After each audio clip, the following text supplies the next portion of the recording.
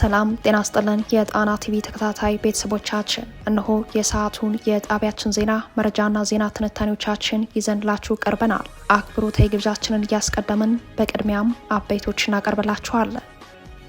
130ኛው የአድዋ ድል በዓል መታሰቢያ ተከብሮ በዋለበት በዛሬው ዕለት በፋኖ ኃይሎችና በአገዛዙ ጦር መካከል የሚካሄደው ውጊያ አዳዲስ የውጊያ ግንባሮችን ፈጥሮ ውሏል። በጎጃም ጃዊ ቀጠና ቀኑን ሙሉ በዋለ ከባድ ውጊያ የዕለቱ ታላቅ ወታደራዊ ድል ተመዝግቧል። ከ200 በላይ ክላሽንኮቭ መሳሪያ፣ 4 ዲሽቃና 10 ብሬን በምርኮ ገቢ ባደረገበት አውደ ውጊያ ከ50 ሺህ በላይ ተተኳሽ በወታደራዊ ካምፑ የጥይት መጋዘን ቤቱ ተገኝተዋል።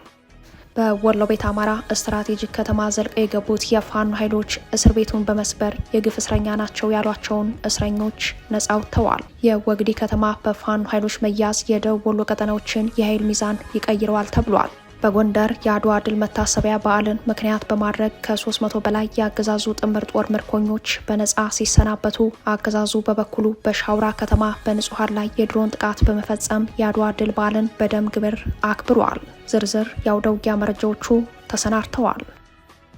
ሞትን እያሸነፍን የትግላችን ግብ ወደ ሆነው 4 ኪሎ በድል እንጓዛለን። ይህንን ያለው የአፋብን ተቀዳሚ ሊቀመንበር አርበኛ መከታው ማሞ ነው። አርበኛው በግዳጅ ስምሪት ላይ ላሉ የሰራዊቱ አባላት በሰጠው የትግል መመሪያ የትግሉ መዳረሻ 4 ኪሎ ጊዜው ደርሷል ብሏል። ይህም ሌላኛው የግንባር መረጃችን ነው። ኢራን ከአሜሪካ ጋር አልደራደርም ባለች ቅጽበት የእስራኤል አየር ኃይል በአይነቱ ልዩ የተባለ ጥቃት መፈጸሙ ተሰምቷል። በዛሬው ጥቃት 200 የሚጠጉ ተዋጊ ጀቶች በአንድ ጊዜ ለማጥቃት ሲሰለፉ 500 የሚጠጉ የኢራን ወታደራዊ ተቋማት ላይ በተመሳሳይ ሰዓት ጥቃት መሰንዘራቸው ታውቋል። በሌላ በኩል በኩዌት የአሜሪካ ኤምባሲ ጥቃት ሲፈጸምበት በዚችው ሀገር የአሜሪካ የጦር ጀቶች መከስከሳቸው የዕለቱ መነጋገሪያ ሆኗል። ለዕለቱ የመረጥንላችሁ ዜና ትንታኔያችን ነው። እነዚህንና ሌሎችን ይዘናል። አሁን ወደ ዝርዝር መረጃዎቹ እናመራለን። በፋኖ ኃይሎችና በአገዛዙ ጦር መካከል የሚካሄደው ውጊያ አዳዲስ የውጊያ ግንባሮች ፈጥሮ ውሏል። በጎንደር የአድዋ ድል መታሰቢያ በዓልን ምክንያት በማድረግ ከ300 በላይ የአገዛዙ ጥምር ምርኮኞች በነጻ ሲሰናበቱ፣ በጎጃም ቀኑን ሙሉ በዋለ ከባድ ውጊያ የዕለቱ ታላቅ ወታደራዊ ድል ተመዝግቧል። በወሎ ቤት አማራ ስትራቴጂክ ከተማ ዘልቀው የገቡት የፋኖ ኃይሎች እስር ቤቱን በመስበር የግፍ እስረኛ ናቸው ያሏቸውን እስረኞች ነጻ አውጥተዋል። 130ኛው የአድዋ ድል በዓል መታሰቢያ ተከብሮ በዋለ በዛሬው ዕለት በፋኖ ኃይሎችና በአገዛዙ ጦር መካከል የሚካሄደው ውጊያ አዳዲስ የውጊያ ግንባሮችን ፈጥሮ ውሏል። አፋብን ቴዎድሮስ እዝ በጎጃም ጃዊ ቀጠና ከአገዛዙ ጦር ጋር ቀኑን ሙሉ የዋለ ውጊያ ሲያካሄድ መዋሉ ተሰምተዋል። እዙ ይፋ ባደረገው የአውደ ውጊያ ውሎ ዝርዝር መረጃ የዕለቱ ከፍተኛ ወታደራዊ ድል ተመዝግቧል። በጎጃም ጃዊ ቀጠና ኩንበር ከተማና አካባቢው በሰፈረው የአገዛዙ ጦር ላይ የአፋብን ቴዎድሮስ እዝ የ105ኛ የ206ኛና የ201ኛ ኮሮች ጥምረት ባደረጉት መብረቃዊ ጥቃት 2 ዲሽቃ፣ 10 ብሬን፣ 4 ስናይፐርና የክፍለ ጦር መገናኛ ሬዲዮን ጨምሮ በርካታ ወታደራዊ ቁሳቁሶች ተማርከዋል ያለው አፋብን ቴዎድሮስ እዝ ዛሬ የካቲት 23 ቀን 2018 አነጋግ ላይ በጀመረው ውጊያ የአገዛዙ ወታደራዊ መኮንኖች ከነግረኛ ሰራዊታቸው መደምሰሳቸውን አረጋግጠዋል። ከሶስቱም የእዙ ኮሮች የተውጣጡ በውጊያ ብቃታቸው በግንባር የተፈተኑ ብርቱ የፋኖ ተዋጊዎች በተሳተፉበት በዚህ ከባድ ውጊያ የአገዛዙ 4 የቁም ምሽጎችና ወታደራዊ ካምፖች ሙሉ በሙሉ በፋኖ መሰበራቸውን በግንባር መረጃው ላይ ተመላክተዋል። በተለይም ምሽጎቹን ለመስበር ተከታታይ የእጅ ቦምቦችን በብዛት በመጠቀም በጨበጣ ውጊያ ታላቅ ጀብድ ተሰርቷል ያለው አፋብን ቴዎድሮስ እዝ በአውደ ውጊያው በፋኖ ኃይሎች በምርኮ ገቢ የተደረጉ የጦር መሳሪያዎች መካከል አንደኛ ከ200 በላይ የነፍስ ወከፍ ክላሽንኮቭ መሳሪያዎች፣ ሁለተኛ 10 ብሬን ከነሙሉ ሽንሽናቸው፣ ሶስተኛ 4 ቻይና ሰራሽ ስናይፐር፣ አራተኛ 2 ዲሽቃ እስከ ሙሉ ክሻፋው፣ አምስተኛ 50 ሺህ በወታደራዊ ካምፕ መጋዘን የተቀመጠ የክላሽና የብሬን ጥይት፣ ስድስተኛ 4 ወታደራዊ መገናኛ ሬዲዮኖች፣ ሰባተኛ በርካታ የእጅ ቦምቦችና ሌሎች ወታደራዊ ቁሳቁሶች በአፋብን ቴዎድሮስ እዝ 3ቱም ኮሮች የጥምረት ውጊያ በምርኮ ገቢ መደረጋቸውን እዙ አረጋግጧል። 32 የመከላከያ አባላት ሰብአዊ ምርኮኛ ሆነው በህይወት መማረካቸውን አንድ ማዕረጉና ማንነቱ እየተጣራ ያለ ከፍተኛ አዛዥን ጨምሮ ከ150 በላይ የአገዛዙ ሰራዊት በውጊያ መሞታቸውን አፋብን ቴዎድሮስ እዝ በግንባር መረጃው አረጋግጧል። በሌላ የግንባር መረጃችንም አፋብን ምኒልክ እዝ መብረቅ ክፍለ ጦር ስትራቴጂካዊቷ ወግዲ ከተማ ዘልቆ በመግባት የግፍ እስረኞችን ማስፈ ማስፈታቱን አስታውቋል። ዛሬ የካቲት 23 ቀን በደቡብ ወሎ ዞን የምትገኝ ስትራቴጂካዊቷ ወግዲ ከተማ በፋኖ ኃይሎች ቁጥጥር ስር መዋሏን የጣና የግንባር ዘጋቢ ከከተማዋ ነዋሪዎች ያረጋገጠ ሲሆን አፋብን ምኒልክ ዕዝ በበኩሉ በንጉስ ሚካኤል አሊ ኮር ስር የሚንቀሳቀሰው መብረቅ ክፍለ ጦር ከተማዋን በሌሊት ከበባ ውስጥ በማስገባት በተከታታይ ማጥቃት የአገዛዙን ጥምር ጦር ሞትና ቁስለኛ በማድረግ ቀሪውንም በመበተን ከተማዋን ሙሉ በሙሉ መቆጣጠሩን ገልጸዋል። እንደ እዙ የግንባር መረጃ የፋኖ ኃይሎች ጥቃቱን ያከናወኑት ከተማዋን በበርካታ አቅጣጫዎች ከበባ በማድረግ ሲሆን ዋና ዋናዎቹ 01 ቀበሌ፣ 02 ሰርቶ ማሳያ ቀበሌ፣ በደርቢቱና 05 ቀበሌ እንዲሁም 03 ቀበሌ ዙሪያውን በመክበብ ኦፕሬሽኑ ተከናውነዋል። ከዚህ ጋር ተያይዞ የፋኖ ኃይሎች የወግዲ ማረሚያ ቤትን በመስበር በውስጡ የነበሩ እስረኞች በሙሉ እንዲለቀቁ አድርገዋል። በዚህ ልዩ ዘመቻ በአገዛዙ ሰራዊት ላይ ከፍተኛ ጉዳት የደረሰ ሲሆን በርካታ ቁስለኞች በአምቡላንስና በፓትሮል ሲጓጓዙ መታየታቸውን የአካባቢው ነዋሪዎች ለጣና ዘጋቢ ገልጸዋል። ይህ ልዩ ዘመቻ የተከናወነው በመላው ኢትዮጵያውያን ዘንድ የሚከበረውን የ130ኛውን የአድዋ ድል በዓል ምክንያት በማድረግ መሆኑን የገለጸው አፋብን ምኒልክ ዕዝ የዛሬውን ወታደራዊ ድል የአድዋ አርበኞችን ታሪክ የደገመ ነው ብሎታል። የአካባቢውን መልክዓ ምድርና የውጊያ መችነት የሚያውቁ የፋኖ አመራሮች በሰጡት ማረጋገጫ የወግዲ ከተማ መያዝ በደቡብ ወሎ ያለውን የኃይል ሚዛን በእጅጉ ይቀይረዋል። በሌላ የግንባር መረጃ በጎንደር ቀጠና በአፋብን ተከታታይ ማጥቃት በምርኮ ተይዘው የነበሩ ከ300 በላይ የአገዛዙ ጥምር ጦር የነበሩ ምርኮኞች በምህረት መለቀቃቸውን አፋብን በላይ ዘለቀ ዕዝ አስታውቋል። አፋብን በላይ ዕዝ ሜጀር ጄኔራል ውባንታ ባተ አንደኛ ኮር ከየካቲት 2 ጀምሮ በተከታታይ ቀናት በደቡብ ጎንደር ቀጠናዎች ባካሄደው መጠነ ሰፊ ማጥቃት በውጊያ ከማረካቸው የአገዛዙ ጥምር ጦር አባላት ውስጥ ከ300 በላይ ምርኮኞችን አስተምሮ በይቅርታ መልቀቁን ለጣቢያችን በላከው መረጃ ላይ አረጋግጧል። ታላቁ የጥቁር ሕዝብ የአሸናፊነት ቀን የካቲት 23 1888 ዓ.ም የአድዋ ድል መታሰቢያ በዓልን ምክንያት በማድረግ ለምርኮኞቹ ምህረት ማድረጉን ነው አፋብን በላይ ዕዝ የሜጀር ጄኔራል ውባንታ ባተ አንደኛ ኮር ያስታወቀው። እነዚህ ከ300 በላይ የአገዛዙ ጥምር ጦር ምርኮኞች የተሃድሶ ትምህርት ሲሰጥ ከቆየ በኋላ የአድዋ ድል መሪ የሆኑትን የንጉሠ ነገሥት የዳግማዊ አጼ ምኒልክ የይቅር ባይነት መንፈስ መሰረት በማድረግ አፋብን ምህረት እንዳደረገ አስታውቋል። በምህረት ከተለቀቁ የአገዛዙ ጥምር ጦር ውስጥ የመከላከያ አባላት የሚገኙበት ሲሆን አብዛኛው በምህረት የተለቀቀው የአድማ ብተና ሚሊሻና መደበኛ ፖሊስ አባል የነበሩ ምርኮኞች መሆናቸውን አፋብን በላይ ዕዝ ለጣቢያችን በላከው መረጃ አመላክቷል። የፋኖ ኃይሎች በምርኮ ተይዘው የነበሩ በመቶዎች የሚቆጠሩ ምርኮኞችን በምህረት በሚለቁበት በዚህ ጊዜ የብልጽግናው አገዛዝ በዚሁ የጎንደር ቀጠና በንጹሐን ላይ ያነጣጠረ የድሮን ጥቃት በሻውራ ከተማ መፈጸሙ ተሰምቷል። በዛሬው ዕለት የካቲት 23 2018 ከጠዋቱ 1 ሰዓት ገደማ ሻውራ ከተማ ቀበሌ 01 ውሃ የሚቀዱ ንጹሐን ላይ ያነጣጠረ የድሮን ጥቃት መፈጸሙን ለጣና ዘጋቢ ያስረዱት የሻውራ ከተማ ነዋሪዎች በዚህ ጥቃት ወይዘሮ አንጓቼ ሀለም፣ ወጣት ናንዬ ደጉና አቶ አለሙ አቢተ የተባሉ ግለሰቦች ህይወታቸው እንዳለፈ፣ ዳረጉ ዋወይ የሚባል ሌላ ግለሰብ ከባድ ቁስለኛ መሆኑን ገልጸዋል። በማዕከላዊ ጎንደር አለፋ ሻውራ ከተማ፣ ጣቁሳ ወረዳ ደልጊ ከተማና በቋራ ቀጠናዎች ተከታታይነት ያላቸው የድሮን ጥቃት መፈጸማቸው እንደቀጠለ ነው። በእነዚህ አካባቢዎች ባለፉት 7 ቀናት ብቻ ከ12 በላይ የድሮን ጥቃቶች እንደተፈጸሙ የጣና ዘጋቢ ያሰባሰባቸው መረጃዎች ያሳያሉ።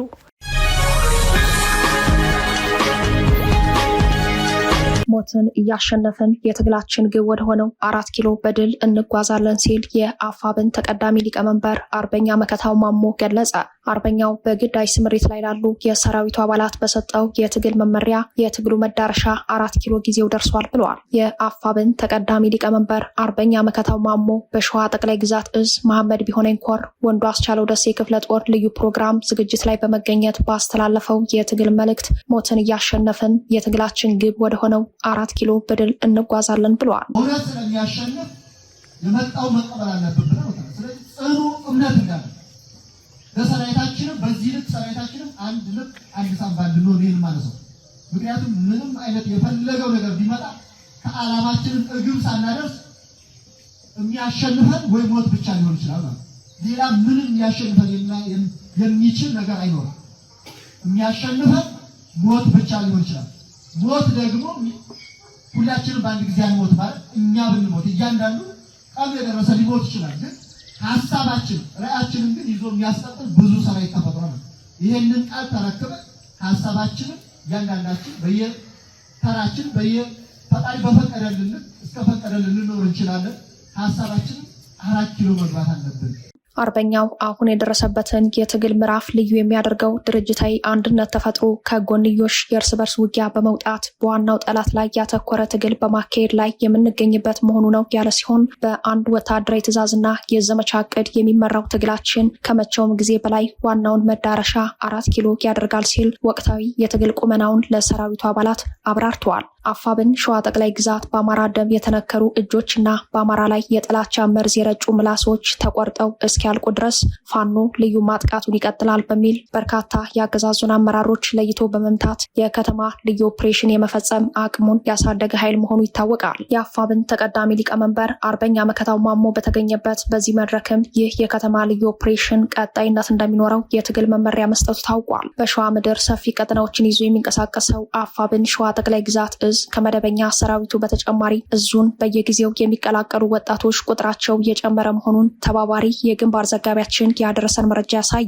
እዙ ከጊዜ ወደ ጊዜ የሰራዊት ቁመናው በከፍተኛ ፍጥነት እያደገ መሆኑን የገለጸው ዘጋቢያችን በሁለት ኮሮች ከተደራጀው ሰራዊቱ በተጨማሪ አባት አርበኞችን በማደራጀት ህዝብ የትግሉ ባለቤት መሆኑን በተግባር እንዲያረጋግጥ ማድረግ ተችሏል ሲል መሬት ላይ ያለውን እውነታ አስረድተዋል። የአማራ ፋኖ ሸዋ ጠቅላይ ግዛት እዝ በሰራዊት ግንባታ፣ በህዝብ አስተዳደር፣ በማህበረሰብ አገልግሎትና ህዝብን ማዕከሉ ያደረገ ትግል በመምራት ደረጃ በአርአያነት የሚጠቀስ የትግል አደረጃጀት መሆኑን ማስመስከሩ እንደቀጠለ ነው። ይህ በእንዲህ እንዳለ የአማራ ፋኖ ብሔራዊ ንቅናቄ አሳምነው እዝ አጼ ዘርዓ ያዕቆብ 1ኛ ኮር ለተከታታይ 3 ወራት ወታደራዊና ፖለቲካዊ ስልጠና ያሰለጠናቸውን ምልምል የፋኖ ወታደሮች ማስመረቁን ለጣቢያችን ባደረሰው መረጃ ላይ አስታውቋል። የብልጽግናው አገዛዝ በአማራ ህዝብ ላይ እየፈጸመ ያለውን የዘር ማጥፋት ወንጀል ለመክታት የአማራ ህዝብ የገባበትን የህልውና አደጋ ለመቀልበስ የሰራዊት ግንባታው ተጠናክሮ ይቀጥላል ያለው አፋብን አሳምነው እዝ ህዝቡን ነጻነት ለማስከበር ወሳኝ ምዕራፍ ላይ እንደሚገኝ ገልጸዋል። አጼ ዘርዓ ያዕቆብ 1ኛ ኮር ከአዲስ አበባ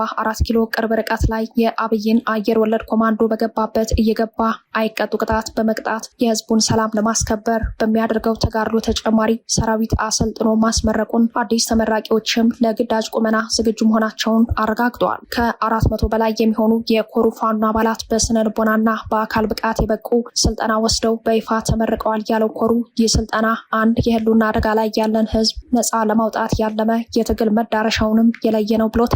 በሸዋ ቀጠና የሚገኙት የአፋብን ሁለቱም እዞች በሰራዊት ግንባታ፣ በህዝብ አስተዳደር፣ በማህበረሰብ አገልግሎትና ህዝብን ማዕከሉ ያደረገ ትግል በመምራት ደረጃ በተሻለ ቁመና ላይ እንደሚገኙ በግንባር መረጃው ላይ ተመላክቷል።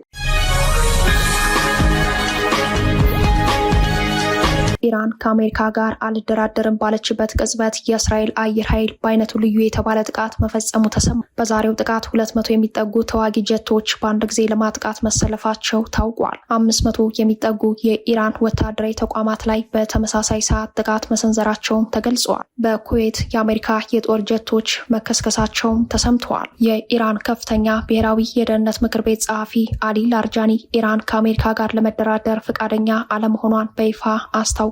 ከአሜሪካ ጋር ድርድር የለም ያሉት ባለስልጣኑ ቃላቸው በተሰማ በሰዓታት ልዩነት እስራኤል ከፍተኛውን የአየር ጥቃት ዛሬ ማርችቱ ከማለዳ ጀምሮ ፈጽማለች። እንደ ወታደራዊ መረጃው የእስራኤል አየር ኃይል ዛሬ በኢራን ላይ እስካሁን ካደረጋቸው ወታደራዊ እርምጃዎች 2 ግዙፍ የተባለውን የአየር ድብደባ መፈጸሟ ተገልጿል። በእስራኤል መከላከያ ኃይሉ መግለጫ መሰረት በጥቃቱ 200 የሚጠጉ ተዋጊ ጀቶች የተሳተፉ ሲሆን በምዕራብና በመካከለኛው ኢራን የሚገኙ የባላስቲክ ሚሳኤል ማስወንጨፊያዎችንና የአየር መከላከያ ስርዓቶችን ኢላማ አድርገዋል። በዘመቻው ወቅት በመቶዎች የሚቆጠሩ ጥይቶችና ቦምቦች በ500 የሚጠጉ የኢራን ወታደራዊ ተቋማት ላይ በተመሳሳይ ሰዓት መጣላቸው ተገልጸዋል። ይህ ጥቃት በከፍተኛ የደህንነት መረጃና ጥንቃቄ በተሞላበት እቅድ የተመራ መሆኑን የገለጸው የእስራኤል መከላከያ ኃይል IDF በኢራን የአየር መከላከያ ስርዓቶች ላይ የተሰነዘረው እርምጃ የእስራኤል አየር ኃይል በኢራን ሰማይ ላይ የበላይነት እንዲኖረውና የአገዛዙን የማጥቃት አቅም እንዲዳከም አድርጓል ብለዋል። በተለይም በታብሪዝ አካባቢ የሚገኝና ወደ እስራኤል በ10 የሚቆጠሩ ሚሳኤሎችን ለመተኮስ ታቅዶበት የነበረ የባላስቲክ ሚሳኤል ጣቢያ መመታቱን IDF በዝርዝር አስታውቋል። የእስራኤል አየር ኃይል ኢራንን ማጥቃት በጀመረበት የመጀመሪያው ቀን በ24 ሰዓታት ውስጥ 1200 ቦምቦችን በኢራን ላይ ማዝነቡ ይታወሳል። የዛሬው ጥቃት 200 የጦር ጀቶች የተሳተፉበት በመሆኑ በዚህ የከፋ እንደሆነ ነው በወታደራዊ መግለጫው ላይ የተመላከተው። የእስራኤል መከላከያ ሰራዊት በኢራን ኢራን ላይ የጀመረው ኢፒክ ፍሪ የተሰኘውን መጠነ ሰፊ ወታደራዊ ዘመቻ ዛሬ 3ኛ ቀኑን ይዟል። የእስራኤል አየር ኃይል ጀቶች ጥቃት በዋነኝነት የሽብር መሰረተ ልማቶችን፣ የሚሳኤል ማስወንጨፊያ ጣቢያዎችንና የኢራን ከፍተኛ ወታደራዊ አመራሮች የሚገኙባቸውን ስፍራዎች ኢላማ ያደረገ እንደሆነ ቢነገርም በእስራኤል የአየር ኃይል ጥቃት በደቡብ ኢራን በሚገኝ አንድ መለስተኛ ትምህርት ቤት 148 ታዳጊ ህጻናት መሞታቸው ከ95 በላይ የሚሆኑ ደግሞ መቁሰላቸው ታውቋል።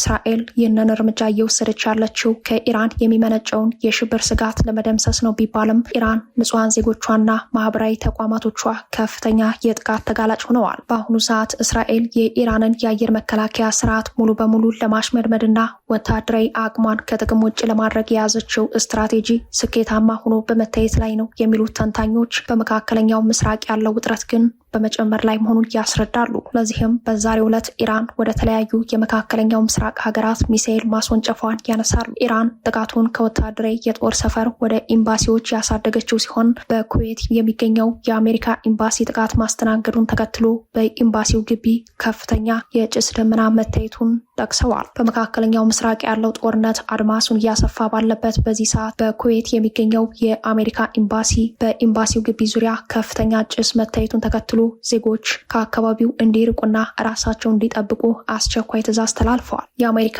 ኤምባሲ በኩዌት ለሚገኙ የአሜሪካ ዜጎች ባወጣው የደህንነት ማስጠንቀቂያ በኩዌት ላይ ቀጣይነት ያለው የሚሳኤልና የድሮን ጥቃት ስጋት መኖሩን ገልጸዋል። ዜጎች ወደ ኤምባሲው ከመምጣት እንዲቆጠቡ፣ ባሉበት መኖሪያ ቤት እንዲቆዩ፣ ከመስኮቶች እንዲርቁና በህንፃዎች ዝቅተኛ ወለል ላይ እንዲጠለሉም አሳስበዋል። በማህበራዊ ሚዲያ ላይ እየተሰራጨ ያለ ተንቀሳቃሽ ምስል ወይንም ፉቴጅ እንደሚያሳየው የአሜሪካው F-50 የጦር አውሮፕላን በኩዌት ውስጥ ሲከሰከስ የታየ ቢሆንም ባለስልጣናት ግን እስካሁን በይፋ አላረጋገጡም። ይሁን እንጂ የኩዌት መንግስት በርካታ የአሜሪካ የጦር አውሮፕላኖች ተከስክሰዋል፣ ነገር ግን ሁሉም አብራሪዎች በህይወት ተርፈዋል ሲል መግለጫ ሰጥተዋል። ሊባኖስ በሂዝቦላ ወታደራዊ እንቅስቃሴ ላይ እገዳ ስትጥል፣ እስራኤል በበኩሏ የቡድኑን መሪ ሊገደሉ የተፈረደባቸው ሰው ወይንም ማርከር ታርጌት ፎር ኤሊሚኔሽን በሚል መለየቷን በይፋ አስታውቃለች። በሊባኖስ የሚንቀሳቀሰው ሂዝቦላ ጦርነቱን በይፋ መቀላቀሉን ተከትሎ ወደ እስራኤል ተከታታይ ሮኬቶችን አስወንጭፋለች። የሊባኖስ መንግስት በበኩሉ በሂዝቦላ ወታደራዊ እንቅስቃሴ ላይ እገዳ ጥሏል። የሊባኖስ ጠቅላይ ሚኒስተር ናዋፍ ሰላም የሂዝቦላን ወታደራዊ የደህንነት እንቅስቃሴዎችን በሙሉ የሚያገድ ጥብቅ መመሪያ አስተላልፈዋል። ከአሁን በኋላ ህገወጥ ነው ሲሉ እገዳ የጣሉት የሊባኖስ ጠቅላይ ሚኒስተር እገዳውን የጣሉት በዛሬው ዕለት ሊባኖስ በእስራኤል ጀቶችን ከባድ ጥቃት ካስተናገደች በኋላ ነው። የጠቅላይ ሚኒስተሩ ውሳኔ በሀገሪቱ ውስጥ ትልቅ የፖለቲካ መንቀጥቀጥ ፈጥሯል። በሊባኖስ ውስጥ ትልቅ ተጽዕኖ ያለው ሂዝቦላ ይህ የመንግስት የእገዳ ትዕዛዝ ይቀበላል ወይስ ከመንግስት ጋር ወደፊት ለፊት ግጭት ይገባል የሚለው ጥያቄ ዓለምን እያሳሰበ ይገኛል። የሊባኖስ መንግስት ሂዝቦላ የሚወስደው እርምጃ ሀገሪቱን ወደማትወጣው የለየለት ጦርነት ውድመት ይከታታል በሚል ከፍተኛ ስጋት አድሮበታል። እስራኤል በሊባኖስ ላይ የምትሰነዝረውን ጥቃት ለማቆም ሂዝቦላ ትጥቅ እንዲፈታና ከድንበር እንዲርቅ በጽኑ እየጠየቀች ነው። ሂዝቦላ በበኩሉ ትክክለኛ ኢላማቸውን የሚመቱ ሮኬቶችና በብዛት ተጉዘው ጥቃት የሚያደርሱ ድሮኖችን በሰሜናዊ እስራኤል በሚገኝ የሚሳኤል መከላከያ ስፍራ ላይ ማስወንጨፉን በይፋ ገልጿል። እስራኤልም መጠነ ሰፊ የአጸፋ ምላሽ መስጠት ጀምራለች። ይህንን ተከትሎ ሊባኖስ ውስጥ ባሉ ከ50 በላይ መንደሮች ውስጥ የሚገኙ ነዋሪዎች አካባቢያቸውን ለቀው እንዲወጡ ትዕዛዝ ተሰጥቷል። ጦርነቱ ከኢራን ግንባር ባለፈ ወደ ሊባኖስ አቅጣጫ አድማሱን ባሰፋበት በዛሬው ዕለት እስራኤል ቀጣዩ ተራ የናይም ቃሲም ነው ስትል የሂዝቦላን መሪ ለመሞት መለየቷን አውጃለች። እስራኤል የሂዝቦላ ዋና ጸሐፊ ናይም ቃሲም ሊገደሉ የተፈረደባቸው ሰው ወይንም ማርከር ታርጌት ፎር ኤሊሚኔሽን መሆናቸውን በይፋ አስታውቃለች። የእስራኤል መከላከያ ሚኒስተር እስራኤል ካትዝ በኤክስ ገጻቸው ባሰፈሩት ጠንካራ መልእክት ናይም ቃሲም በኢራን ግፊት በእስራኤል ላይ ጥቃት እንዲሰነዘር በመወሰኑ ከአሁን በኋላ እንዲገደል በታለመ ኢላማ ውስጥ ገብቷል ብለዋል። የእስራኤል መከላከያ ሚኒስተር እስራኤል ካትዝ በኤክስ ገጻቸው ባሰፈሩት ጠንካራ መልእክት ናይም ቃሲም በኢራን ግፊት በእስራኤል ላይ ጥቃት እንዲሰነዘር በመወሰኑ ከአሁን በኋላ እንዲገደል በታለመ ኢላማ ውስጥ ገብቷል ብለዋል። የአሊ ሀሚኒን መንገድ የሚከተል ሁሉ በቅርቡ በገሃነም ጥልቀት ውስጥ ከእርሱና ከሌሎች የጥፋት ዘንግ አባላት ጋር ራሱን ያገኘዋል ሲሉ ነው የእስራኤል መከላከያ ሚኒስተር መልእክታቸውን ያጋሩት። ዛሬ ሰኞ ማለዳ ላይ የእስራኤል ጦር በሊባኖስ ሂዝቦላ ላይ የማጥቃት ውጊያ መጀመሩን አስታውቋል። የእስራኤል አውሮፕላኖች የቤይሩት ደቡባዊ ዳርቻዎችንና ደቡብ ሊባኖስን ክፉኛ ደብድበዋል። በሊባኖስ ጤና ሚኒስቴር መረጃ መሰረት በጥቃቱ 31 ሰዎች ሲገደሉ 149 ደግሞ ቆስለዋል። ሄዝቦላህ በአሊ ሐሚኒ ግድያና በሊባኖስ ላይ ለሚፈጸመው ጥቃት ምላሽ ለመስጠት በሃይፋ አቅራቢያ የሚገኝ የእስራኤል የሚሳኤል መከላከያ ጣቢያን በድሮንና በሚሳኤል መምታቱን አስታውቋል። ቅዳሜ ዕለት በአሜሪካና በእስራኤል በኢራን ላይ የተከፈተው ጥቃት በመቶዎች የሚቆጠሩ ሰዎችን ሕይወት ቀጥፏል። ኢራን በባህረ ሰላጤው ሀገራት በሚገኙ የአሜሪካና የእስራኤል ጥቅሞች ላይ ያጸፋ ጥቃት መሰንዘሯን ቀጥላለች።